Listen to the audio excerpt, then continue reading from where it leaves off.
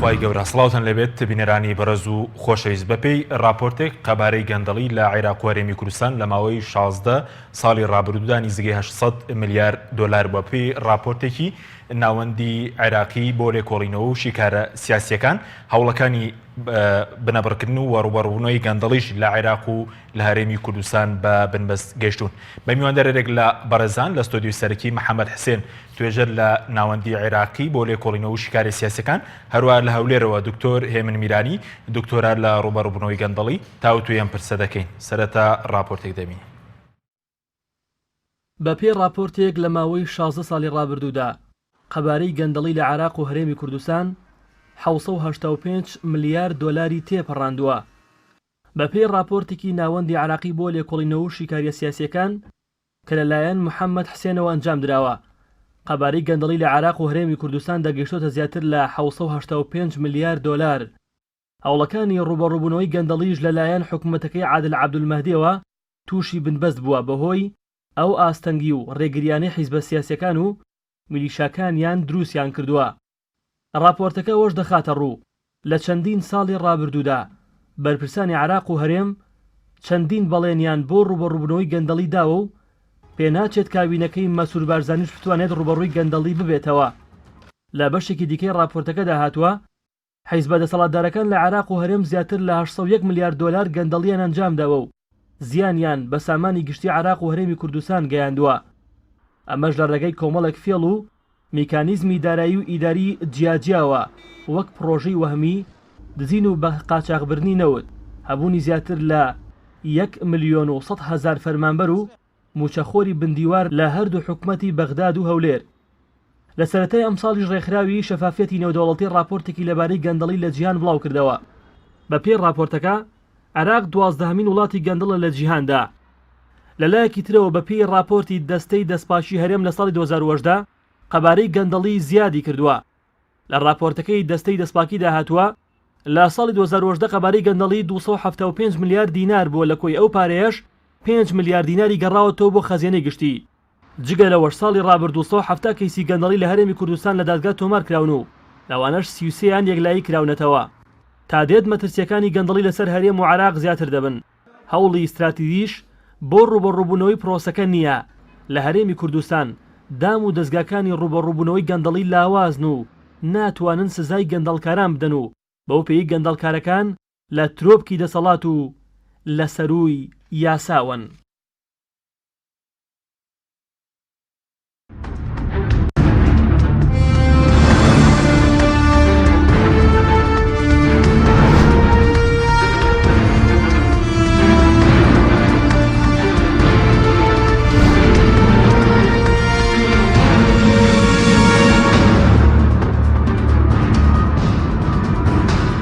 جارێکتر سڵاوتان لەبێت بینەرانی بەڕێز، سوپاس بۆ میوانەکانمان. کاک محەممەد خێر بەنگە سەرەتا لە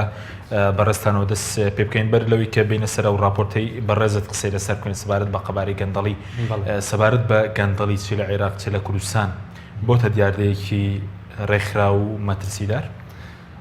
سەرەتا سوپاس بۆ دەرفەتە. ئەکید گەندەڵی لە عێراقا بۆتە پرۆسیسێکی منەظەم. ئەم پرۆسیسە حزبی سیاسی گەورەی لە پشتۆیە، سەرکردەی سیاسی گەورەی لە پشتۆیە، باند و مافیایی تەهریبی نەوتی لە پشتۆیە، باند و مافیایی سپیکردنەوەی پارەی لە پشتۆیە. هەنێک جار ئەم حیزبانە یان ئەم مافیانە گرێدراون بە وڵاتانی دەوروبەرەوە، هەنێک جارانی ئیمکانێتیان لە ئیمکانێتی دام و دەستگاکانی پۆلیس و ئاسایش و مەحەکمی عێراقی زیاترە. بۆیە ئەوەی هەیە لە عێراقا گەورەترە لەوەی کە بڵێ دیاردەیە، یعنی شتێکە تقریبەن وەکو تەونێکی جاڵجاڵۆکەی لێ هاتووە کە ئەم تەونە ئاهێندە قوت و هێزی مەترسیداری لە پشتۆیە، توانای وێرانکردن و داڕزاندنی حکوومەتی عێراقی هەیە لە هەر لەحزەیەکا بێوێت. یعنی مافیای بواری گەندەڵیمان هەیە چ لە عێراق و چ لە کوردستانە؟ بەڵێ ئەکید. لە هەرێمی کوردستانە پرۆسەکە تۆزێک ڕووپۆش کراوترە. لێرە حیزبە حاکمەکانمانەیە، حیزبە فەرمانڕەواکانمانەیە، ئەم حیزبانە تۆڕێک خەڵکی خۆیانان هەیە لە هەموو وەزارەتەکانە لە زۆربەی دام و دەستگاکانی حکوومەتە هەموو دام و دەستگاکانیان پڕ کردووە لە خەڵکی گوێڕایەڵی خۆیان ئەمانە بە ینی قۆرغی هەموو بوارەکانی ئابووری هەموو سەرچاوەکانی ئەم وڵاتیان کردووە کۆمپانیای وەهمیان دروست کردووە اینجا عقد و ئەو کۆنتراکتانەی کە حکوومەت و هەیەی بۆ بوارەکانی خزمەت گوزاری ئەمانە وەری ئەگرن لە بەرە بوارەکان مۆنۆپۆل کردووە جاری وایە پێش ئەوەی پرۆژەکە ئەنجام بدرێت لە عەرزی واقعە 4-5-6 جار ئەو عقدانە ئەفرۆشرێتەوە اینجا لە مەجای تەهریبی نەوتا بە هەمان شەوەی عێراق لە کوردستانە هەر باند و مافیا هەیە هەر خەڵکە ینی ڕۆژانە ئەو ئیشەیەەکە ینی باندی بواری بە قاچاغبردنی نەوت بەڵێ مابەست بەڵێ باندی بواری بە قاچاغبردنی نەوت هەیە باندی بواری ئەحتیکارکردنی بازاڕی سوتەمەنی هەیە هەموو ئەو گاز و بنزینەی لە وڵاتانی دەوروبەرەوە تێنە هەرێمی کوردستانە یان هەموو ئەو نەوتە ڕەشەی ئەو نەوتی لە هەرێمی کوردستان و ئەبرێتە دەرەوەی هەرێمەکە هەموو ئەمانە قۆرخ کراوە لەلایەن چەند کۆمپانیایەکی گرێدرا و بە حیزبە دەسەڵاتدارەکانەوە و جگەلەوە لە بواری کەرتە خزمەت گوزاریەکانی ترا لە مەجای تەربیە لە مەجای تەندروستیە باندی حەپوو دەرمانمان هەیە ئەمانە کۆمەڵی کۆمپانیان دەستیان کردووە بەسەر بازارە نایڵن کەس منافسیان بکان نیاڵن کەس بەشکڵێکی بازرگانی ئازاد بێتە ناو ئیشەکەەوە خۆیان دەستیان بەسەر بازارەکە گرتووە بە هەوەسی خۆیان سەردانیان لەسەر بەرهەمەکانیان و بە هەوەسی خۆیان یاریەکەن بە سەرەکانیان بە هەوەسی خۆیان شتگرانەکەن لەسەر خەڵک شت هەرزانەکەن لەسەر خەڵک هەر یەک نمونەی زۆر بەسیت هەنێک لەو حەپوو مادە دەوایانەی ئێستا لە کوردستانە هەیە 5-6 قات گرانترە لە وڵاتە گرانەکانی ئەوروپا و ئەمریکاشە کە لە کاتێکا مەفروزوا بوو لێرە هەرزانتر بێ لە بەرەوەی لێرە ئاستی گومرگ کەمە لە بەرەوە لێرە ژیان خۆی هەرزانترە تا ئەو وڵاتانە نمونەیەکی تر بۆ ئەوەی کە نیشانیدا ئەم قۆرەخکاریە چەند گەورەیە لە کوردستانە و چەند منەظەمە ئەو کارەبای مۆلیدەی کە ئێستا لە شار و شارۆچەکانی کوردستانە هەیە سعرەکەی 4 قات گرانترە لەو کارەبایی لە ئەڵمانیا هەیە کە ئەڵمانیا وڵاتێکی گرانی ئەوروپایە و نەوتینیە و وزەینیە وەکو خۆمان یان سوتەمەنی پێ نافرۆشتێ بە سعرێکی داشکێنرا وەکو مۆلیدەکانی خۆمان ئەمە بە قسە و یعنی حساباتی من نیە ئەمە هی ڕێکخراوی وزەی جیهانی سەرۆکی ڕێکخراوی وزەی جیهانی ئەم لێوانەی داوە ئەمە و نیشانەدا تا چەند ئاستی قۆرخکردن لە بازاڕەکانی کوردستانە لە ئابووری کوردستانە دەستی ناوەتە بینەقاقای ئابووری و خەڵکی ئەم وڵاتە سپاس دەکەم دواتە گرێمەوە لای بەرز لەسەرەوە قسە دەکەن کە باز لەو دەکەن کە قەبارەی گەندەڵی لە ماوەی 16 ساڵە نزیکەی 800 ملیار دۆلار بووە یعنی ئەمەتان لەکوێ هێناوە چۆن ئەم قەبارەی دیاریکراوە دەگرێمەوە لای بەرز دەگە بچینە وێر لای دکتۆر هێمن دکتۆر زۆر سپاس بۆ بەڕێزیشتان ئەگەر سەرەتا لەوە دەست پێ بکەین لە گەندەڵی و جۆرەکانی لە کوردستان و لە عێراق هەموو جۆرەکانی گەندەڵیمان هەیە سلااو لە ئێوەی بەڕێز و لە بینەرانی بەڕێز دیارە گەندەڵی لە سادەترین پێناسەی کە بەشێکی باشی توێژەران و ڕێکخراوە نێودەوڵەتیە دیارەکانی وەکو ترانسپارنسی ئینتەرناشناڵ و وێلد بانک لەسەری کۆکردن بریتە لە خراپ بەکارهێنانی دەسەڵات و سەروەتی گشتی بۆ بەرژەوەندی تایبەتی جا ئەو بەرژەوەندی تایبەتیە دەکرێت بەرژەوەندی تایبەتی ئەو بەرپرسە بێ کە دەسەڵاتی خۆیان داهاتی گشتی بەکاردەهێنرێ یان دەکرێت بەرژەوەندی تایبەتی حزبێک گروپێکی سیاسی باندێک جەماعەتێک بێ گرنگ ئەوەیە دوو عنسر لێرە هەن یەکێکیان ئەوەیە کە ئەوەی دەسەڵات ئەوەی کارەکە دەکە دەبێت بەشێک بێت لە دەوڵەت واتە پۆستی گشتی هەبێ و دەسەڵات یان دارایی گشتی بەکاربێنرێ بەگشتی ئێمە لە ئەدەبیاتی گەندەڵیە دوو جۆر گەندەڵی هەیە جۆرەیان پێی دەڵێن پیتی کۆڕەپشن واتە گەندەڵی بچووک جۆرەیان پێی دەگوترێ گراند کۆڕەپشن گەندەڵی گەورە گەندەڵی بچووک بۆ نمونە هەر فەرمانبەرێکی دەوڵەت کاتێک بۆ نمونە لە دائیرەی پۆلیس ئیجازە لە کەسێک وەردەگیرێ بەبێ ئەوەی بۆ نمونە تاوانێکی هاتوچۆی کردووە بەبێ غەرامە بکرێت ئیجازەکەی پێدەدێتەوە یان مۆڵەتی شفێری دەردەهێنێ بەبێ ئەوەی بە پرۆسیجەرەکان تێپەڕێ بەپارێ لە بەرامبەر پارە ئەمە پێی دەگوترێت پیتی کۆڕەپشن گەندەڵی گەورە ئەوەیە کە بەرپرسە دیارەکانی دەوڵەت دەسەڵاتی خۆیان بەکاردەهێنن بۆ بەرژەوەندی تایبەت جا بەرژەوەندی تایبەت وەکو باسمان کردیانی خۆی بێ یان حیزبەکەی بێ یان هەر گروپێکی سیاسی و دەستە و تاقمێک بێ ئەمە پێی دەگوترێت گراند کۆڕەپشن تاوان زۆر ئەمەش خۆی لە خۆیدا چەندین جۆری هەیە جۆرەیان پێی دەگوترێت پاترۆنیج پێی دەگوترێت بۆ نمونە یان نێپۆتیزم خزمێنە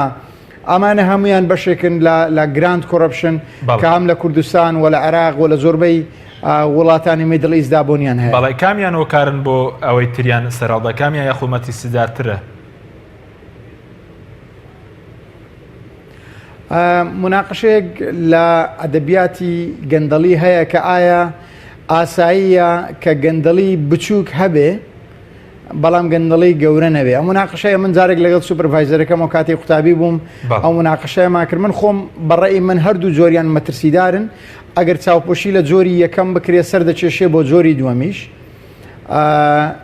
و ئەگەر جۆری دووەم هەبێ کە گەندەڵی سیاسیە و بەدواداچوون نەبێ چەکس ئەم باڵانسز نەبێ محاسبە نەبێ لێپرسینەوە نەبێ سزادان نەبێ بێگومان ئەمە دەبێتە هاندان بۆ فەرمانبەرانی خوارەوە کە جۆری یەکەم ئەنجام دەن کەپیتی کۆڕپشنە. واتە ئەوەی من دەیبینم جۆرێک لە لینک لە نێوان هەردوو جۆرە هەیە. ئەوەی گەندەڵی بچووک کە بکرێ و ببێتە دیاردە تەمان پەل دەشێ بۆ گەندەڵی گەورە. ئەگەر گەندەڵی گەورەش ساید بوو یان گراند کۆڕپشن کە گەندەڵی سیاسیش پێ دەڵێن یان پۆلیتیکەل کۆڕپشنیش پێ دەڵێن ئەگەر ئەمە لە وڵاتدا هەبوو لێپرسینەوە نەکرا بە دوواداچوون نەکرا تەوان ئەمە هانی فەرمانبەرانی خوارەوە دەکە ئەوانیش دەست بۆ ئەو دیار دەبن بەتایبەت کە دەبینن لێپرسینەوە نیە. بەڵێ سەبارەت بە ڕیزبەندی ئەوەی کە ڕێکخراوی شەفافێتی نێودەوڵەتی بڵاوی دەکاتەوە بۆ 2019 وڵاتی تو باز لەوە کە عێراق لە 168مین وڵاتە یاخود بڵین 12مین وڵاتە لە ڕووی گەندەڵیەوە. ئەی هەرێمی کوردستان لەکوێ ئەمەدایە؟ ئایا لە پێش عێراقەوە یاخود لە دوای عێراقەوەین بۆ مەسەلەی گەندەڵ؟ ئەوەی ترانسپارنسی ئینتەرناشنال بڵاوی دەکاتەوە پێی دەگوترێت CPI Corruption Perception Index. ئەمە پرسپشنە واتە تێڕوانینی مەجموعەیەک دام و دەستگا تێڕوانینی مەجموعەیەک بزنسمان یان بزنس پیپل و مەجموعەیەک دامەزراوەی حکومی و ناحکومین کە تێڕوانینیان وەردەگیرێ. واتە تەنانەت چەندین توێژەر هەن لە دنیا ڕەخنە لە CPIش دەگرن لەو ڕیزبەندی دەگرن کە ڕێکخراوی شەفافێتی نێودەوڵەتی بڵاوی دەکاتەوە. بەڵام ئەمە تا ئێستا پۆڵێنکاریەکی باشتر لەوە نییە بۆیە لە زۆر توێژینەوەکان لە پۆڵێنکاری دەربارەی گەندەڵی ساڵانە لە دنیا ئەوەی ڕێکخراوی شەفافێتی نێودەوڵەتی وەردەگیرێ. عێراق وەکو دەوڵەت وەرگیراوە هەرێمی کوردستان لە هیچ کام لە راپۆرتەکانی ترانسپارنسی ئینتەرناشنال زیان نەکراوەتەوە واتە چونکە عێراق وەکو دەوڵەت لەوێدا مامەڵەی لەگەڵ دەکرێت. هەرێمی کوردستان بەشێک زیان نەکراوەیە لە عێراق. من هیچ داتایەکم لە بەردەست نییە مقارنەی کەم ئایا کوردستان لە پێش عێراقیان عێراق لە پێش کوردستانە. بەڵام وەکو هەندێک شت کە بتوانین وەکو توول سەیریان بکەین دەبینی ڕاستە بەفیڕۆدانی زۆر لە کوردستان لە سەروەتی گشتی و لە دەسەڵات هەیە بەڵام خەدەمات لە کوردستان ڕانەوەستاوە. ینی تۆ وەرە مقارنەی کوردستان بکە لەگەڵ پارێزگاکانی دیکەی عێراق لە ڕووی خزمەت گوزاریەوە. تەمان ئەوانەی سەردانی پارێزگاکانی دیکەی عێراق دەکەن بە تایبەت بەغدا دەڵێن ناتوانانی بۆ نمونە پرۆژەیەکی نوێ ببینی لە دوای 2023 کە زۆر دیار بێ دروست کرابێ. ناتوانانی شەقامێکی باش پارکێکی نوێ ببینی کە لە دوای 2023 دروست کرابێ. ینی ئەم مؤشراتانە دەتوانی پێت بڵێ کە لە عێراق بەفیڕۆدانێکی نەزیف هەیە یەکجار زۆر هەیە. لە کوردستان من ناڵێم نییە وەکو باسم کرد بەفیڕۆدان هەیە راپۆرت هەیە ئەو راپۆرتانەی ساڵانە هەردەستەی دەستپاچی خۆمان بڵاوی دەکاتەوە ئاماژە بەوە دەداکە بەفیڕۆدانی زۆر هەیە قەبارەی گەندەڵی لە کوردستان مەترسیدارە و ئەگەر سەیری ئەو راپۆرتانەکە یان ئەو بەڵێنانە دەی کە حیزبە سیاسەکانی خۆمان بە ئەوانەی لە معارەزە بوون و ئەوانەی لە دەسەڵاتن بەردەوام باسی دەکەن خۆی ئەمە جۆرێکە لە دان پێدانان کە گەندەڵی وجودی هەیە و بۆتە مەترسیش بەڕاستی لەسەر هەرێمی کوردستان وەکو کیان و لەسەر کۆی پرۆسی سیاسی و پەیوەندی نێوان دەسەڵات و خەڵک. بەڵێ سپاس دەکەم دواتە گەرم و لای بەرز لەسەر مەترسیەکانیش قسە دەکەین. کاک محەممەد گەرم و لای بەرز سەبارەت بە بەرلەوەی کە بچین سەر مەسەری قەبارەی گەندەڵەکە سەبارەت بە ڕیزبەندێکی هەرێمی کوردستان و عێراق پێ دوای ئێمە باشترین لە عێراق؟ واللهی قورسە و بەراوردە بکەین لەبەرەوەی هەم لە عێراق و هەم لە کوردستانیشا داتای پێویست نییە بەڵام هەموو دیاردەکانی گەندەڵی هەموو ئەو کردانەی کە ئەکرێت بە گەندەڵی پۆلێنی بکەین لە عێراق و لە هەرێمی کوردستانە وەکو یەک هەیە. بۆ نمونە هەر لە مەسەلەی بندیوارۆ لە مەسەلەی تەهریبی نەوتۆ لە مەسەلەی ئەوەی کە حیزبەکان دەست و پەیوەند و ئەندامەکانی خۆیان ئەترنجێنە ناو وەزارەتەکان و دەستگاکانی کەتی گشتی و دوایی بەکاریانە هێن و کۆی کاکێ منوتی یان کەنە پەترۆنێک نێتۆرکێک بۆ خۆیان هەموو ئەم شتانەی کە لە حکوومەتی فیدراڵەیە لە حکوومەتی هەرێمیشا هەیە بەڵام یەک فەرقی وازح هەیە لە بینی هەرێمی کوردستان و عێراقا لە هەرێمی کوردستان سەقامگیریەکی ئەمنی و سیاسی هەیە بە جۆرێک لە جۆرەکان لە بەغا و لە حکوومەتی عێراقا ئەم سەقامگیریە کەمترە هەمیشە لە سای سەقامگیریە هەوڵەکانی ڕوبەڕووبوونەوەی گەندەڵی ئەنجامی باشتر ئەبێ یاخود مەجای تەشەنەکردنی گەندەڵی کەمترە بەڵام لە فەوزای سیاسی و ئەمنیە دەرفەتی بەرفراوانبوونی گەندەڵی زیاترە و هەوڵەکانی ڕوبەڕووبوونەوەی گەندەڵیش ئەو ئەنجامەی نابێت کە بە ئاواتە خوازرێ زۆر باشە گەبین سەر قەبارەی گەندەڵی کە بەڕێزت راپۆرتێکتان بڵاوکرێت تۆ باز لەوەکەن کە لە ماوەی 16 ساڵە قەبارەی گەندەڵی 785 میلیارد دلار بووە لە عێراق و لە هەرێمی کوردستان لەسەر چ بنەمایەک ئەم قەبارەتان دیاری کردووە بەڵێ ئەم قەبارە تەبەن لە ڕاستیە خۆی زۆر زیاترە لەوەی کە لەو ڕقەمەی کە ئێمە دەستنیشانمان کردووە بەڵام ئێمە گەڕاین بە دوای داتا و بە دوای بەڵگەنامە حکوومێ و فەرمیەکانە و مقابلەی ئەندامانی هەیە نەزاهەیی حکوومەتی پەرلەمانی عێراقمان کرد لەم خولە و لە خولەکانی پێشووترا و لەگەڵ کارمەندانی ئەوەی چاودێری دارایی لە بەغا و لە بەسرە و لە سلێمانی و لە هەولێر هەوڵماندا بیان بینن ڕێیانمان وەرگردووە و هەموو ئەو راپۆرتانەی لە چەند ساڵی ڕابردووە بەشێکی زۆری ئەوانەی لەسەر حەجمی گەندەڵی لە عێراق و کوردستانە بڵاو بردووە هەموو ئەمانەمان وەرگردووە هەموو ئەو ژمارانەی ئێمە دەستمان کەوتووە ئەومان نیشانەدا کە لانی کەم 785 میلیار و 862 میلیۆن و 112 هزار دلار بە فیڕۆ دراوە لە نێوان ساڵانی 800 میلیارد دلار نزیکەی 800 میلیارد ئەمە کۆی ئەو ژمارانەیە ئێمە دەستمان کەوتووە بەڵام زۆر کەیسیکە هەیە ئێمە ژمارەمان دەست نەکەوتووە نەمانتوانێت لێرا هیچی لەسەر باش بەزەو ژمارەتان چۆن دەستکەوتووە بۆ نمونە یعنی تەنە خۆتان کۆتان کردویان فەرمین بۆ نمونە ئێوە پرسیار باز لە گەڕان لە بەغداد و بەسرە و هەولێر و سلێمانی و ناوچەکانی تر باشە بۆ نمونە ئێمە لێدوانی هەیە نزاهەی بەغامان هەیە ئەڵێ بەس بەهۆی سپیکردنەوەی پارە و ئەوەی نرخی با بڵێن فرۆشتنی دۆلاری ڕۆژانی بانکی مرکزی و هەنێ عقدی گوماناوی وەزارەتی دارایی و پرۆژە وەهمیەکان و 350 میلیارد دلار بە فیڕۆ چووە لەو ماوە اینجا کۆمەڵە دۆکۆمنتمان دەستکەوتووە کە ئەوە نیشانەدا لە وەزارەتی دیفاعات چەندێک پارە بە فیڕۆ چووە لێدوانی خەڵکمانەیە لە هەیئەی نەزاها باسی ئەوەکە نزیکەی 8 میلیارد دلار بەس بەهۆی مۆزەفە وەهمیەکانەوەنی حکوومەتی فیدراڵەوە بە فیڕۆ چۆیان ئەوەی کە پێڵێن بندیوار بۆ مەسەلەی بندیوارەکانی هەرێمی کوردستان هەتاوەکو ساڵی 2017 بە پێ و بەڵگانی ئێمە دەستمان کەوتووە دە بەڵگەی فەرمی حکومی نزیکەی زیاد لە 160 هزار مۆزەفی وەهمی هەبووە یا با بڵێن بندیوار هەبووە 160 هزار بەس لە هەرێمی کوردستانە اینجا لێدوانی پەرلەمانتاری کوردستان هەیە ئەڵێ ئەم ژمارە 200 هزارە ئێمە وازمان لە 200 هزارەکە ناوە حسابمان کردو لەسەر 160 هزارەکە ئەم 160 هزارە لەو ماوەیە نزیکەی 8 میلیار و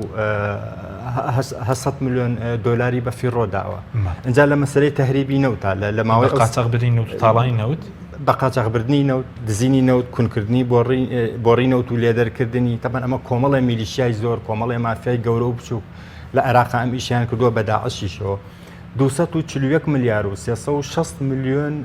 زیانیان بە عێراق گەیاندووە ئۆکەی من نازانم داعشکە و نەوتەی دەرکردووە لە بۆڕێکان بە چەند فرۆشتوێتی بەڵام ئەو ڕۆژەی کە داعش بۆ نمونە لە 2014 نەوتەکەی دەرکردووە سعری نەوت ینی تێکڕای سعری نەوت لە بازاڕەکانە زیاد لە 80 دلار بووە ئەمە حسابی ئەوەمان کردووە باشە بەس ئەم نقطە مهمە لە 2006 و 2007 تێکڕای دزینی نەوت لە کێڵگەکانی بەسرا لە بینی 200 بۆ 250 هزار بەرمیل نەوت بووە ئەمەمان حساب کردووە کە چەند عێراق دەوڵەتی عێراق خەساری کردووە لە نتیجەی دزینی ئەو نەوتە باش بەس نازانین ینی قاچاقچەکان نەوتەکان بە چەند فرۆشتەوە لە کوێ باشە بەس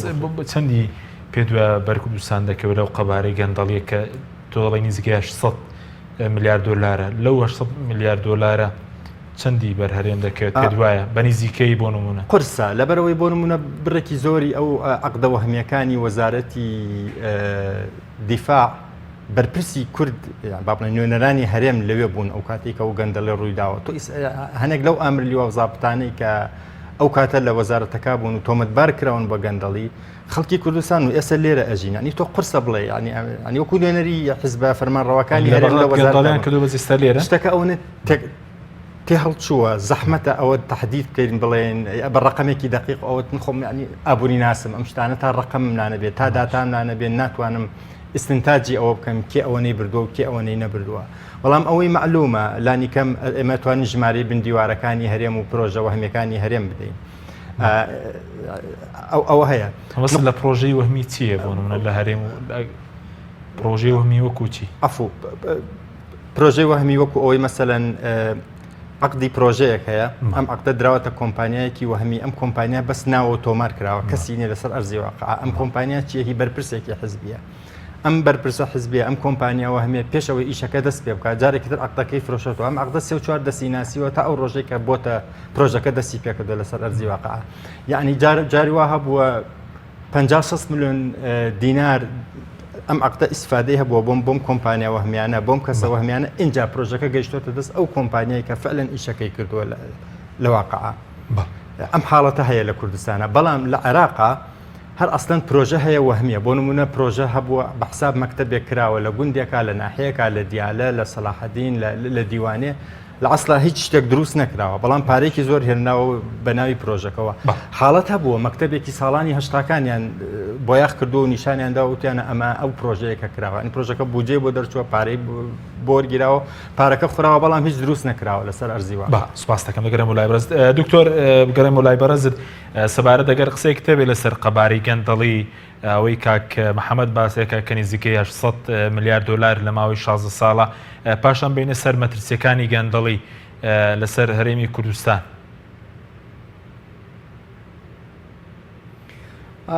ئەو داتانەی بەڕێز کاک محەممەد دایان خاتە ڕوو بەڕاستی زۆر مەترسیدارن و من هیچ قسەیەکم لەسەریان نییە چونکە دەستخۆشیان لێ دەکەم کەوان ماندوو بوون بەو پرۆژەیە ئەو داتیانە هیوادارم لەسەر چاوی باش وەریان گرتی بێت داتاکان تەوان مەترسیدارن ئینسان پێی ناخۆش دەبێت کە لە وڵاتێک دەژی ئەو قەبارەی بەفیڕۆدان لەو ئاستە گەورەیە تۆ بێنە بەرچاو دەگەن نیوەی ئەو داهاتەی بەفیڕۆ دراوە بخرابایە خزمەت ئاوادانکردنەوەی عراق و بخرابایە خزمەت پرۆژەی خزمەت گوزاری بۆ خەڵک ئێمە لەکوێ دەبووین ئێستا بە هەرێمی کوردستانیشەوە من دێم قسە لەسەر هەندێک لەو دیاردانە دەکەم کە وەکو گەندەڵی ئێمە پۆڵێنیان دەکەین وە کاریگەریەکان چیە بۆ نمونە دیاردەیەکی وەکو بندیوار کە من خۆم توێژینەوەیەکەم لە ئینسایکلۆپیدایەکی جیهانی بە ناوی گلۆبال ئینفۆرمالیتی پرۆژێک لە لەندن بڵاوبۆتەوە هەر بەناو نیشانی بندیوار فەزایی لە عراق پێی دەگوترێ فەزایی لە کوردستان پێی دەگوترێ بندیوار و بە ئینگلیزی دیاردەکە پێی دەگوترێت گۆست ئیمپلۆیس واتە فەرمانبەری نادیار فەرمانبەری شەباح فەرمانبەرێک کە پارەوەردەگرێ و نایەتە دەوام تەنیا لە ڕۆژی مەعاش دەردەکەوێت یان مەعاشەکەی بۆ دەبن کاریگەری خراپی ئەو دیاردەیە لە عراق و لە هەرێمی کوردستان بەداخۆ تەنیا لەسەر بودجە نییە کاریگەری خراپی لەسەر ئەدای فەرمانبەرانی دیکە هەیە بۆ نمونە تۆ بێنە بەرچاو لە دامەزراوەیەک تۆ کارمەندی کار دەکەی ڕۆژانە 8 سعات دێ دەوام بەڵام زانیاریت هەیە کە 3 فەرمانبەری دیکە لەو دائیرەیە موچە وەردەگرن بەڵام کار ناکەن تۆ چەند کاریگەری لەسەر ئەدای تۆ لەسەر دڵسۆزی تۆ لەسەر پابندبوونی تۆ بە خزمەتکردن بە شێوەیەکی دروست و 8 سعات کارکردنی پێویست تاوان کاریگەری نەگەتیڤی دەبێ ئەمە هەم لە عراق هەم لە هەرێمی کوردستان جگە لەوەی داهاتی گشتی بەفیڕۆ دەچێت حکوومەتی شەکەت کردووە حکوومەت ئۆڤەستاف بووە یعنی زیاد لە پێویست فەرمانبەری هەیە لە کوردستان بۆ نمونە دەگوترێ ملیۆنێک و قسوور موچەخۆر هەیە لە عراق ژمارەکە یەکجار بەرزە ئەمانە چەندیان لە خزمەتن و ئەمانە چەندیان بەفعلی لە خزمەت کار دەکەن خزمەتی دەستگاکانی دەوڵەت دەکەن راپۆرتێکە بوو من زۆر دڵنیانیم کە ئایا وێڵد بانک بوو بانکی دەولی بوو یان موسسەیەکی دیکە بوو باز لەوە دەکە کە فەرمانبەری عراقی پێم وایە 5 دقه تا 10 دقه لە هەفتەیەک یان لە ڕۆژێکە ئیشی فعلی دەکە ینی دڵنیانی مەلەوە بەڵام ینی دڵنیانی مەلەوە لە ڕۆژەکەیان لە هەفتەیەەکە بەڵام زۆر کەمە ئاستی بەرەمێنانی کارمەندانی دەوڵەتی عراقی بەڵای سەبارەت بە مەترسیەکە لەسەر سیستەمی حکومڕانی مەترسی گەندەڵی تۆ گەندەڵی کاریگەری نەگەتیڤی تەوان لە هەموو دنیا نەتەنیا لە عراقیان لە کوردستان کاریگەری نەگەتیڤی لەسەر پەیوەندی نێوان دەسەڵات و خەڵک هەیە ئەمەش دەبێتە هۆکاری زایبوونی شەرعیەت تۆ بۆ نمونە متمانەت بە دەسەڵاتێک لاواز بێ شەرعیەتی ئەو دەسەڵاتە دەکەوێتە ژێر پرسیارەوە تۆ متمانەت بە دامەزراوەیەک نەمێنێ ناتوانانی بە دڵسۆزی کاری بۆ بکەیت ئەمە کاری گاپ دروست دەکات بۆشایی دروست دەکات لە نێوان دەسەڵات و لە نێوان خەڵک ئەمە وای لێ دێ هاوڵاتی بۆ نمونە مؤسسەکە بەی خۆی نازانێ بانی بسووتێ بەرگری لێ ناکە ئەو داری لەبەر ماڵەکەی دەچێندرێ بەی خۆی نازانێ شەقامەکە کون دەکات هەڵی دەدڕێ بەی خۆی نازانێ ئەو بە فیڕۆدا کارەبای حکومی کاتێک دێتەوە هەموو گڵۆپەکاندا دەگیرسێنێ بۆ تۆڵەکردنەوە لە حکوومەت واتە ئینتیما زەعیف دەبێ پەیوەندی نێوان دەسەڵات و خەڵک لاواز دەبێ ئەمەش کاریگەری هەم لەسەر شەرعیەتی مؤسساتی دەوڵەت دەبێ و هەم کاریگەری لەسەر تێڕوانینی خەڵک بۆ وڵات بۆ نمونە تۆ لە هەم لە عێراق هەم لە کوردستان بە ئاسانی دەتوانی هەز بکەی خەڵک حەزی لە وڵاتە بەجی بێڵێ بۆچێتی ڕەنگە خەڵچێک بەشێک لەو خەڵکە دەوڵەمەندیشە هەز بە ئۆقرەی ناکە لەبەرەوەی ینی ڕێژەی نائەدالەتی گەیشتۆتە ئاستێک هەموو خەڵک درچی پێ دەکا هەموو خەڵک درچی پێ دەکە و ئاستی لێپرسینەوەکردن یان هەڵوێستی دام و دەستگاکانی دەوڵەت مناڵێم نییە بەڵام لاوازە لە ئاستی پێویست نییە لە ئاستی چاوەڕوانی خەڵک نییە باش ئەی لە کوردستان پێ دوایە و دامەزراوەدان بۆ نمونە لەمە و لە ئەمە بچێتە باردێکی بەڵێ بۆ نمونە لە کوردستان کۆمەڵێک دام و دەستگامان ئێوەکو دەسەی دەستپاکی دیوانی چاودێری پەرلەمان ئەنجومەنی دادوەریە ئەوانە ڕۆڵیان چییە پێ دوایە وەکو پێویست ڕۆڵی خۆیان گێراوە لە کوردستان لە ڕوبەڕووبوونەوەی گەندەڵی بۆ بەرەنگاربوونەوەی گەندەڵی ئێمە پێویستمان بە کۆمەڵێک توول هەیە پێویستمان بە کۆمەڵێک وەسائل هەیە یەکەم وەسائل بە تێگەیشتنی من بەر لە بوونی دام و دەستگا بریتە لە بوونی ئیرادەی سیاسی ئیرادەی سیاسی هەڵبەت خۆی لە کۆمەڵێک شت دەبینێتەوە تەنیا ئیرادەی ئەو کەسەنیە کە سەرۆکی هەرێمە سەرۆکی پەرلەمانە سەرۆکی ئەنجومەنی وەزیرانە بەڵکو دەبێ ئیرادەیەکی ڕاستەقینە لە نێوان ئەو حیزبانە هەبێ کە ئەو حکوومەتە دروست دەکەن کە پشتگیری ئەو دامەزراوە بکەن چونکە ئێمە ئاشکرایە من و میوانە بەڕێزەکەی دیکە و هەموو خەڵکی دەزانن کە دام و دەستگاکەن لە کوردستان و لە عێراق لەو ئاستەنی دام و دەستگای دەوڵەتی مەبەستم کە بتوان بەرگری لە خۆیان بکەن ئێمە بە ئاشکرا وازحەکە بۆ نمونە خەڵک هەیە لەو وڵاتە چەکداری هەیە خەڵک لە وڵاتە لە هەندێک ناوچە بۆ نمونە دەسەڵاتی هەیە دەتوانێت نەوت بفرۆشێ دەتوانێت هەڕەشە لە خەڵک بکە حکومە ناتوانێت بیگرێ دادگا ناتوانانی بگرێت کاتی خۆی دادوەرێکی بەڕێز کاتێک سەرۆکی پێشووی هەرێم داوای لە دادوەرەکان کرد کە ڕۆڵی خۆیان بجێڕن لە بەرەنگاربوونەوەی گەندەڵی دادوەرێکی بەڕێز وتارێک جوانی نووسی بووی بەرپرسی سیاسی لە وڵاتە هەیە 100 چەکداری لەگەڵام منی دادوەر تەنیا 2 حیمایم هەیە من چۆن دەتوانم شەڕی ئەو جۆرە خەڵکە بکەم ئێمە پێویستیمان بە پێشخستنی دامەزراوەکانی خۆمان هەیە پێویستە ئەو حکوومەتە نوێی کە دروست دەکرێت ئەو هێزە سیاسیانە بەجددی لە پشتی بوەستن بۆ بەرەنگاربوونەوەی گەندەڵی سپاس دەکەم چونکە دەستەی دەستپاکی ناتوانێت هیچ بکە ئەگەر پشگیری نەکرێت دیوانی چاودێری دارایی ناتوانێت هیچ بکە گە پشگیری نەکرێت هەروە دامەزراوەکانی دیکەی چاودێریش بەڵێ سپاس دەکەم بەڵە بینێرانی بەڕێز ناوبڕێک و دەگەڕێنەوە وڵات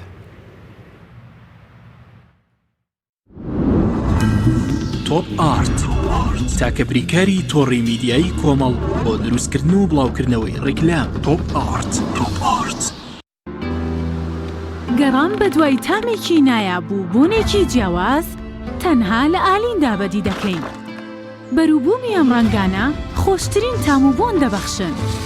باشترین جۆرەکانی بەهارەت هەڵدەبژێرین و کۆی دەکەینەوە ئاهەنگی خۆشترین تام و بۆن دەگێڕین ئێمە تەنها بە بازووی خۆمان باشترین بەرهەمدێنی لە هەموو وەرزەکان لە هەر کات و شوێنێک تەنها ئالین هێمای سەرکەوتن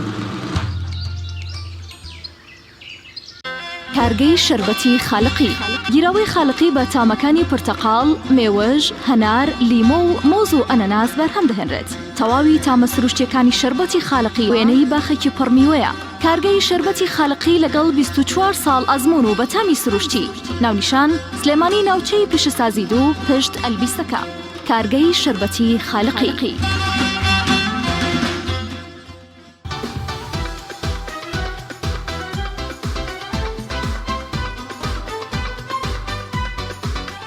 حەزەکەی ببیتە خاوەنی ئەم ئۆتۆمبیلە؟ ئاسانە بەکڕینی کارتێکی 20,000 دیناری لە چابیلان ناوت دەچێتە تیرۆپشکی دەرچوونی ئۆتۆمبیلێکی تۆیۆتای 2019 0 کیلۆمەتر.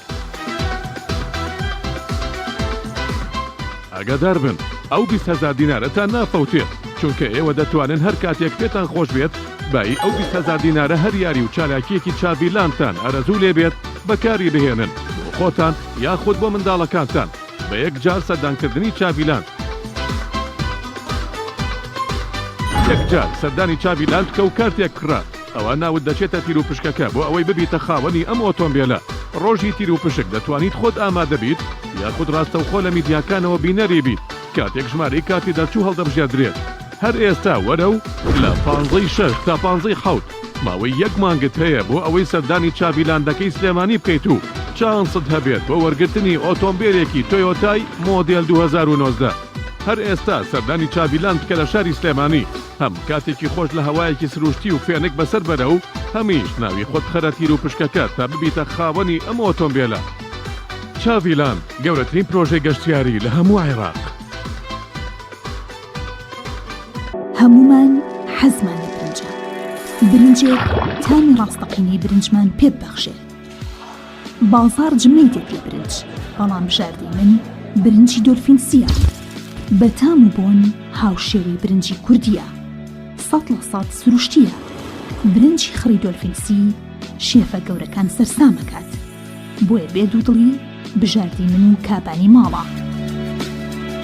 تا ئێستا زۆر جۆری برنجم تاقی کردوێتەوە، بەڵام هیچیان وەک دۆلفینسی نییە. تامێکی ترە ئێوەش دەتوانن تاقیکەنەوە. دۆلفینسی باشترینمان بۆ هەڵبژاردن. تۆپ ئارت تاکە بریکاری تۆڕی میدیایی کۆمەڵ بۆ دروستکردن و بڵاوکردنەوەی ڕیکلام. تۆپ ئارت.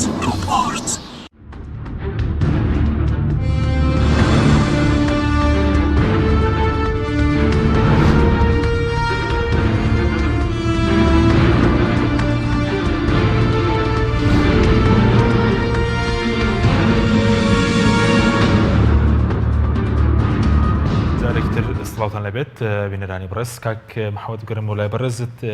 پێ دوای لەو 800 و نزیک 800 میلیارد دۆلارە بنەدەروی پارەی زۆر تێدایە چونکە پێشتر ئەندامانی لیژنەی دارایی پەرلەمانی عێراق باسییان لە 312 میلیارد دۆلار دەکە کە لە عێراق و لە هەرێمی کوردستانیشە لە 2006 تاکو ئێستا براوەتە دەرەوە. ئەکید بڕێکی زۆری ئەو پارە و بەهدەردانی لە عێراقا بۆ لە نەتیجا مەسوولەکان ئەو پارایان لە عێراق و کوردستانە بەکار نەهێناوەلیان پرۆژێەوە بەرهێنانەوەمانەوە بەڵکو بردویانتە بانقەکانی ئەوروپا و ئەمریکا لە وەخستویانتە پرۆژێەوە بەرهێنانەوە. بەڵام مشکلە ئەوەیە بەرپرسی جیاجیا و پەرلەمانتاری جیاجیا لە کوتلە و گروپ و فراکسیۆنی جیاجیا لێدوانی جیاواز و هەنێجار دژبەیەکیشیان داوە لەسەر ئەم مەسەلە قرسە بڕوا بە هیچ ڕقەمێک بکەین لەو حاڵەتە. تەنها ئەوە هەیە لێدوانێکی فەرمی هەیە ئینەزاهایی پەرلەمانی عێراقەیە ئەڵێ 350 میلیارد دۆلار بەهۆی سپیکردنەوەی پارە کە ئەوە بەشەکە لە پرۆسیسی سپیکردنەوەی پارە. سپیکردنەوەی پارە معناەوەیەکەمە پارەیەکی زۆریان بە دزی و دەخەڵی و پرۆژەی وهمی و بندیوار و ئەمانە دەستکەوتووە. ئەم پارە ئەکەنە پرۆژێکی بەرهێنانانی بۆ ئەوەی چۆن پارەکە ساق ئەەکەنەوە لە ڕێگای پرۆژەیەکوێت. هەنێجار ئەم پرۆژە ئەکرێت لە دەرەوەی وڵات بێ ئەکرێ بەشێک بێلەوەی کە جەناب باسەکەی. ئەنی ئەمە لێدوانی هەیە ئینەزاها هەیە 350 میلیارد دۆلار بە ئەوەی مەزادی بانقی مرکزی و سپیکردنەوەی پارە و چەند عقدێکی گومان لێک. باش بەس ئەوەی کە بەڕێزت باسی تاڵانی نەوتت کچە لە عێراق و لە هەرێم ینی شێوازەکەی چۆنە بۆ نمونە چی لە عێراق چی لە هەرێم تاڵانیەکە ئەوەیە کە باندی مەسەرەن بوارینەوە دروست بووە کە ئەمان جام بدەن. لە عێراقا حاڵەتەکە وا بووە هەر لە ناوەڕاستی 2000ەکان و سەردەمی جێشی مەهدی و ئەوانەوە میلیشیا سیاسیەکانی تابع بە حزبە سیاسیەکان بۆڕەکانیان کوونە کرد و نەوتیان لێ دەرەکرد و بە تەنکەریان فرۆشت. جا لە ناوچەکانی دەوروبەری بەسرا و کێڵگەکانی بەسرا و هەنێک جار سەلاحەدین و لەو منتیقا حکومەت زەعیف بوو بە تایبەتی ئەو کاتی ئەمریکا لە عێراقا بوو ئەوان بە حساب خۆیان بە مقاومە ئەزانی و هێزی داکۆکیکار لە عێراق ئەزانی نەوتەکەیان دەرەکرد و ئەیان فرۆشت بە سەرێکی هەرزانتر لە ئاوەکانی بەسرا و خەلیجی عەرەبیا هەنێجاریان فرۆشت ئەودی ئێران لە کوردستان لە کوردستان لە دەوروبەری کەرکووکە تا ئێساس باندی جاجیا هەیە ئەم باندانە خەڵکی هەرێمی کوردستانیان تایە و خەڵکی ئەو کەرکووک و داقۆق و دووسقڵمات و ئەو ناویان تایە بە تایبەتی ئەوانەی سەر بە بەعزە لە میلیشیاکانی حەشدن لە دەوروبەری هەولێر لە میدیاکانی خۆمانە بڵاو بووەوە هەتاکو ئەم دووسێ ڕۆژە باسی ئەوە کرا کە چۆن نزیک بۆ ڕێی کوردستان بەنزینخانەیەکیان داناوە بۆی لە ڕێگەی ئەم بەنزینخانەوە نەوت لە بۆ ڕێی سەرەکی هەناردەکردنی نەوتی هەرێمی کوردستان بدزن و دەریکەن و بیفرۆشن لە کوردستانە بە شێوەی باندی بچووک هەیە با بڵێن چەند بەرپرسێکی ئەمنی یاخۆ چەند کەسێک دەستێکەڵەکەن و لە بۆڕەکان دەرەکەن و ئەیدزن یان دەستیان تێکەڵ کردووە لەگەڵ قاچاقچیەکانی کەرکووکە لەوێەوە نەوتەهێن و لە بۆڕەکانی کەرکووک و کێڵگەی جەمبور بە تایبەتی دەریەکەن و ئەیدزن و ئەیهێن و هەنێک جارێ فرۆشنە پاڵاوگە مەحالی عین زالش دەکرێت لە سنووری بڵێ لە عین زالەشەوە بۆ چەند ساڵێک نەوتەکەی دەرەهێنرا و ئەفرۆشرا ئیتر تا ئێستا نازانێ ئایا پارەی نەوتی عین زالە بۆ بەرپرسانە بوو کە دەریانە هێنا و ئەیان فرۆشیان بۆ حکوومەتی هەرێمی کوردستان بوو بەڵگەنامەکانی دیلۆت باسی ئەوە ناکا کە بەهۆی نەوتی ئەنیزالەوە هیچ شتێکات بێتە سەر داهاتی هەرێم ئەمەوە نیشانەدا کە لە نەوتی ئەنیزالێش هەر بۆ شکڵە ئەبرا و ئەدزرا و کەس نێزانی کێ و چۆن ئەگەر بینی سەردام و دەستگاکان چ لە عێراق چ لە هەرێم لە ئاسی پێویستان ئەو دام و دەستگایانەی کە هەن ئەو دام و دەستگانەی کە پێویستە محارەبەی گەندەڵی بکەن و گەندەڵی کەم بکەنەوە وەکو پەرلەمان وەکو هەیئەی نەزاها وەکو دادگاکان وەکو ڕێکخراوەکانی کۆمەلگای مەدەنی وەکو میدیایی سەربەخۆ و میدیایی با بڵێن هێزە ئۆپۆزیسیۆنەکان یان ئەو میدیای کە دەربەسی خەموو مەعاناتی ئەم وڵاتەیە لە عێراقا چالاکترن تا هەرێمی کوردستان لە عێراقا بۆ نمونە پەرلەمانێکی ئەکتیڤەیە دادگای فیدراڵی بەفعلی دادگایەکی باشە و بە باشی ئیشی خۆیەکە هەیئەی نەزا هەیە توانای لێپرسینەوەی سەرۆک وەزیران و سەرۆکی وڵاتیان هەیە توانای لێپرسینەوەی هەر وەزیرێک و هەر بەرپرسێکیان هەیە کە خۆیان بیانوێ بەڵام لە کوردستانە دام و دەستگاکان تا حەدێکی زۆر فشۆڵ و ناکاران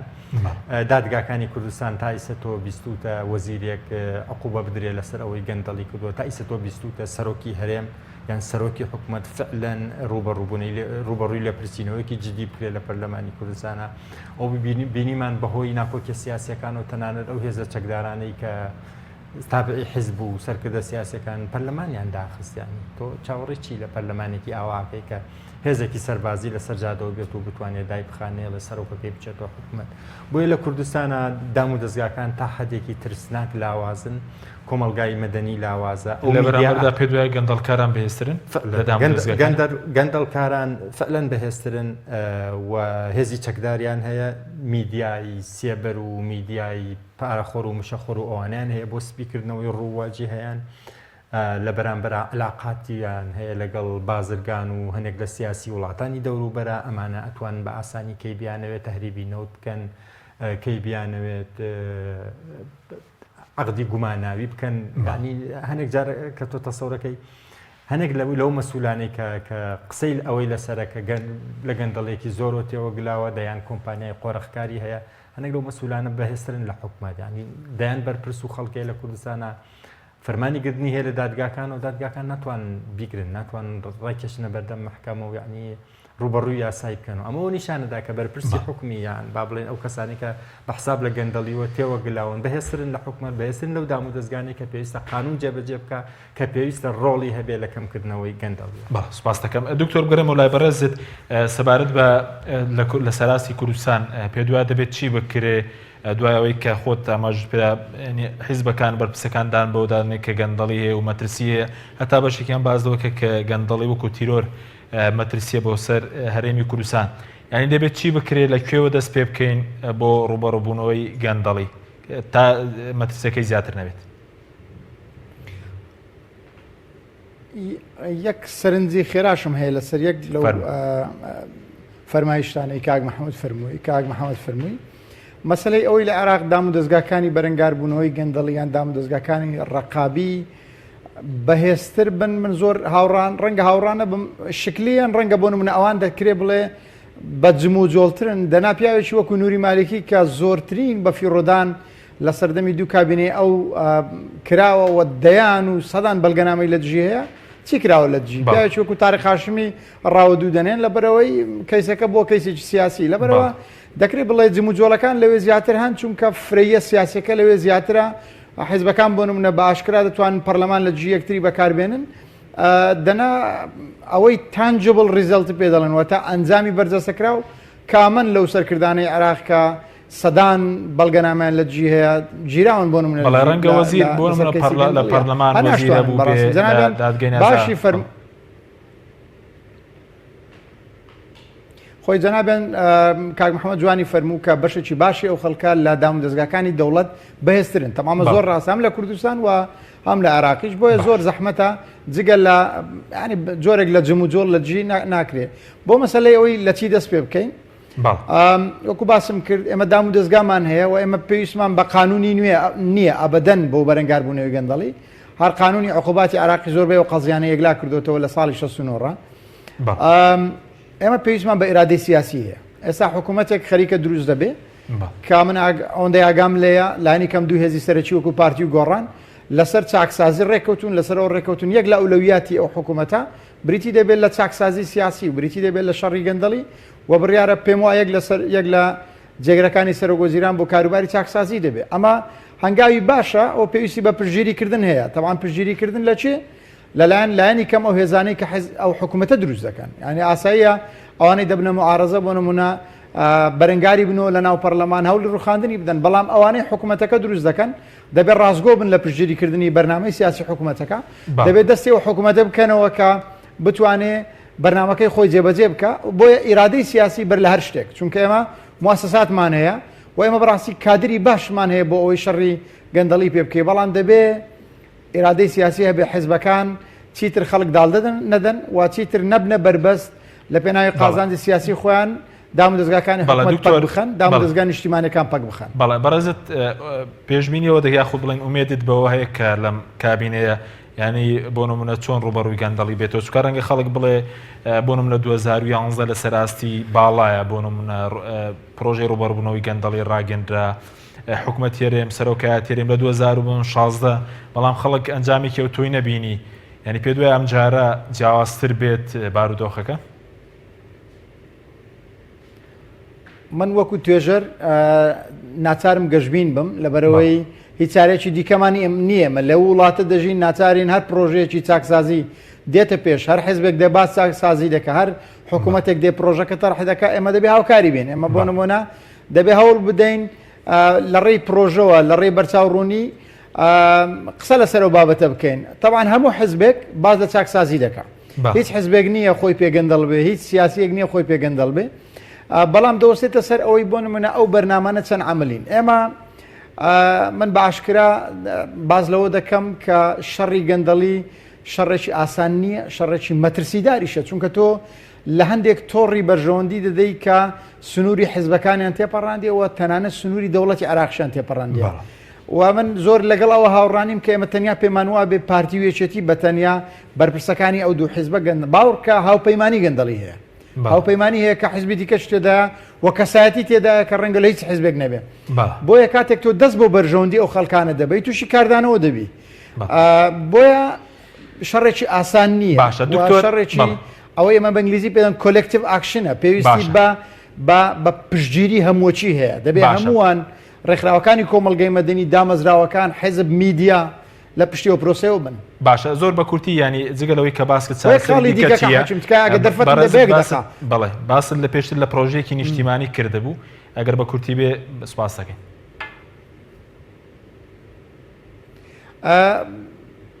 خۆی من لەگەڵ ئەوە نیم کە ئێمە بڵین دەبێت پەرلەمان شەڕی گەندەڵی بکە حکوومەت دەبێت خۆی شەڕی گەندەڵی بکە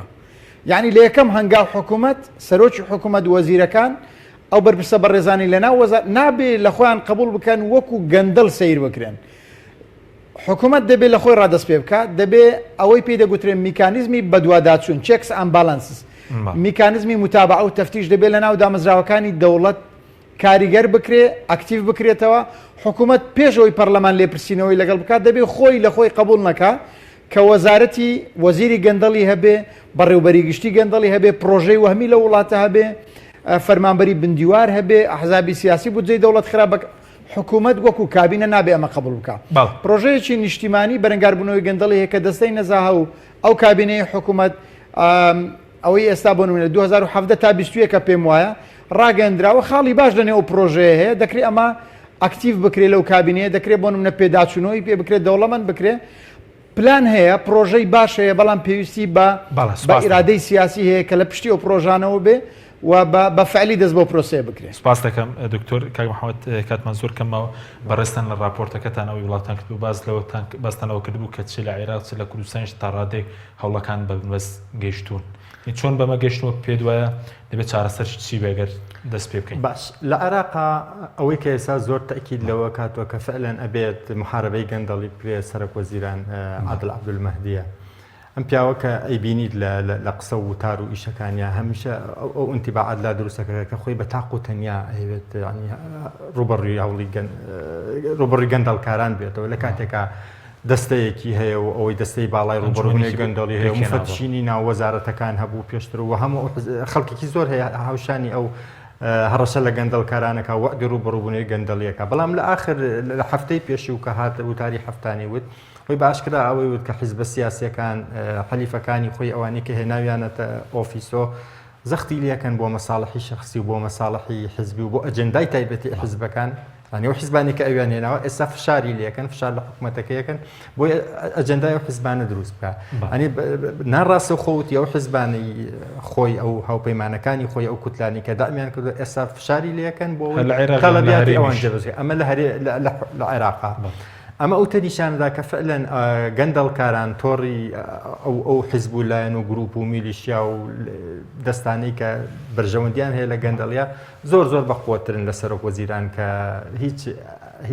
تۆڵ و ئامێرێکی ڕوبەڕووبوونەوەی گەندەڵی ئەو تۆی بەدەستۆ نیە حزبی نییە پشتگیری بکە میلیشیای نییە پشتگیری بکە تا حدێکی زۆر ئەتیمادی کردە سەر ئەو حیزبانی کە تۆمەتبارن بە گەندەڵی بۆی لە ئۆفیسەکە بمێنێتەوە. لە هەرێمی کوردستانیشا ئەگەر سەرنج بدەی هەموو ئەو فاکتەرانەی کە دەبێ یارمەتی دەربێت لە ڕوبەڕووبوونەوەی گەندەڵیا وەکو میدیایەکی ئازاد و سەربەخۆ وەکو کۆمەلگایەکی مەدەنی بەهێز و سەربەخۆ وەکو ئۆپۆزیسیۆنێکی چالاک لە وڵاتەکە یاخود وەکو دادگای سەربەخۆ وەکو مەسەلەی پەرلەمانێکی ئەکتیڤ و چالاک ئەم فاکتەرانە زەعیفن بەراورد بەو هێزانەی کە حکوومەت دروستەکەن و لە حکوومەتان پارتی وێکێتی و گۆڕان و ئەوانی کە ئەنی ئەبێت چاوەڕێی ڕەحمەتی پارتی وێکێتی و گۆڕان و لایەنە پێکێنەرەکان کە چاکسازی بکرێم جارە ڕوبەڕووی گەندەڵی ببینم من حەز ناکەم بڵێم ڕژبینم هەمیشاڵم ئینشاڵا ئەکرێت بەڵام لە ڕاستیا قورسە ئەگەر گەشبین بی بەوەی کە حکوومەتی داهات و لەبەر ئەوەی وەکو باسم کرد فاکتەرەکانی چاکسازی و ڕیفۆرم لە کوردستانە زەعیفە بەراورد بەو هێزە ڕێکخراوی لە پشتی گەندەڵیەوەدانێگەر چاکسازی بکەن بۆ نمونە هەنێک جار ئەوانیش ناتوانن هەنێک جار وەکو کاک هێمنوتی ئەوانەی کە تێوەگلاون لە گەندەڵیا زۆر بەهێزن تۆڕێکی گەورن بەرژەوەندی گەوریان هەیە ڕەنگە زۆر قورس بێ بۆ کابینەکەی کاک مەسرور بەرزانی لێک کاتا زەخت بکات لە ئەم هەموو گەندەڵکارە و بیان خاتە جەبهەی دژ بەخۆیەوە ئەنی تۆ بهێنە بەرچاوی خۆت ئەگەر گەندەڵی نەمێنێت و سوء استیفادە لە حکوومەت و دام و دەستگای حکوومەت نەمێنێت ئەمانە سەتا چەندی دەنگی حیزبە حکومڕانەکان دەنگی پارتیوێکێتی ئەدۆڕێ لە هەڵبژاردننی داهاتووە سەتا چەندی خەڵک دەنگیان بۆدا بەس لەبەرەوەی ئەوەی بندیوارە یان لەبەر ئەوەی بەرژەوەندی هەیە لەو وەزعی کە ئێستا من و تۆ پێ ئەڵێن گەندەڵی بۆیە قورسە ئەگەر چاوەڕێ بین ئەم حکوومەت بەس دو سیاسەبار بۆی کە زۆر جابازەکە بۆی گەندەڵی ناکرێت چۆن گەندەڵکاران مەسەرەن لە ترۆپ و لە دەسەڵاتان ئەوە هەیە لە کوردستان عفو ینی بۆنە گەندەڵکاران خۆیان لە لووتکەی دەسەڵاتان بۆیان نەتوانێت ڕوبەڕووی گەندەڵی ببینەوە ئەکید ئەگەر تۆ بۆ نمونە بەس کێ ئەم لایەنە پارتیوێکێتی و گۆڕانی هێنا بۆم کابینە نەتایجی ئینتیخابات ڕێک لە دوای نەتایجی ئینتیخابات پارتی و یەکێتی و گۆڕانیش هەرسەکان پرۆسەکان تۆمەتبار کرد بەوەی کە گەندەڵە و تەزویری تیا بووە ینی تەزویری ئینتیخابات زەقترین نقطەی گەندەڵیە ئەنی ئەمان هەر خۆیان شایەتیان لەسەر یەکداوە کە فعلەن لە پرۆسێکی گەندەڵە هاتوون بۆ دەسڵات سپاس بۆ بەرەزان محەممەد حسێن توێژەر لە ناوەندی عێراقی بۆ لێگۆڕینەوە و شکاری سیاسەکان لە سودۆی سەرکی هەروە لە هەولێرەوە دکتۆر هێمن میرانی دکتۆرا لە ڕوبەڕووبوونەوەی گەندەڵی و مامۆستای زانکۆ سپاس بۆ بینەرانی بەڕێز سپاس باوکاران خواتان لەگەڵ